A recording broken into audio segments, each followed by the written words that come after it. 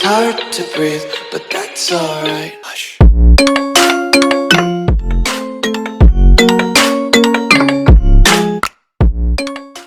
Hello everyone, last lecture में tally के हमने ग्रुप्स देख लिए थे लेजर्स के परचेस तक। नेक्स्ट था आपका reserve and surplus and retained earning. दोनों वैसे सेम ही बात होती है, तो इनमें से आप कुछ किसी को भी ले लें, बात एक ही होगी। रिजर्व एंड सरप्लस या रिटेन्ड अर्निंग क्या होता है? तो जब भी कभी आपको बिजनेस में लगता है कि आपको फ्यूचर के लिए पैसा बचा कर रखना है, या फिर आपको ऐसा लगता है कि आपको कभी किसी पैसे को बैकअप के तौर पर रखना है, तो आप रिजर्व एंड सरप्लस या रिटेन्ड अर्निंग में उसे रख सकते हैं। तो इसकी एंट्री हम तब करेंगे जब भी हमें पैसा अलग से निकाल कर अपने बिजनेस के लिए बैकअप के तौर पर रखना होगा। नेक्स्ट आता है सेल्स अकाउंट। सेल्स अकाउंट क्या करता है? तो सेल्स अकाउंट में सभी बेचने वाले लेज़र की एंट्री होगी।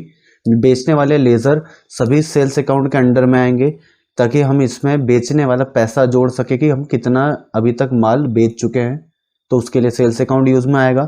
नेक्स्ट आता है सिक्योर्ड लोन, और उसी का ऑपोजिट होता है अनसिक्योर्ड लोन। सिक्योर्ड लोन का बहुत सीधा सा मतलब है ऐसा लोन जो सिक्योरिटी के साथ में दिया जाता है। मतलब ऐसा लोन बैंक जब भी देगी जिसमें उसे सिक्योरिटी का उपयोग करना है या कुछ गिरवी रखवाना है, तो इस प्रकार के लोन को हम सिक्योर्ड लोन में रखेंगे। अनसिक्योर्ड लोन वो होता है जो केवल भरोसे पर दिया जाता है, जिसमें कोई सिक्योरिटी नहीं रखी जाएगी। ये बिजनेस पार्टनर्स के बीच में चल सकता है अनसिक्योर्ड लोन, लेकिन जब भी कभी बैंक से आप लोन लेंगे तो हमेशा सिक्योर्ड लोन ही यूज में आएगा। नेक्स्ट आता है sundry creditor and debtors. Sundry creditor and debtors क्या होता है? तो सन्ड्री क्रेडिटर एंड डेटर्स का सीधा सा मतलब है कि सन्ड्री क्रेडिटर मीन्स वो पार्टी जिससे हम माल उधार खरीद रहे हैं, वे सभी पार्टी सन्ड्री क्रेडिटर में आती है। नेक्स्ट आता है सन्ड्री डेटर्स, वे सभी पार्टियां जिन्हें हम माल उधार के रूप में देते हैं। सन्ड्री क्रेडिटर हमारी करंट लायबिलिटी हो जाएगी और सन्ड्री डेटर हमारी करंट असेट हो जाएगी, क्योंकि हम यहाँ पर बिजनेस में पैसा उधार ले रहे हैं क्रेडिटर में, लेकिन हम डेटर में किसी को उधार दे रहे हैं, माल दे रहे हैं, बेसिक सी बात है। तो एक तरह से हमारा पैसा बकाया हो जाएगा, तो करंट असेट और सन्ड्री क्रेडिटर में करंट लायबिलिटीज। नेक्स्ट आता है सस्पेंस अकाउंट। सस्पेंस अकाउंट क्या होता है? तो ऐसा पैसा जिसके बारे में व्यक्ति को बोला तो गया है कि ये पैसा खर्च हुआ है, लेकिन उस पैसे का अभी तक विवरण नहीं दिया गया है। जैसे मान लीजिए कि या तो सामने वाला विवरण देना नहीं चाहता है, या फिर उस पैसे के बारे में विवरण आना अभी बाकी है, उस पैसे की डिटेल्स आना बाकी है, उससे हम ले लेंगे सस्पेंस अकाउंट में।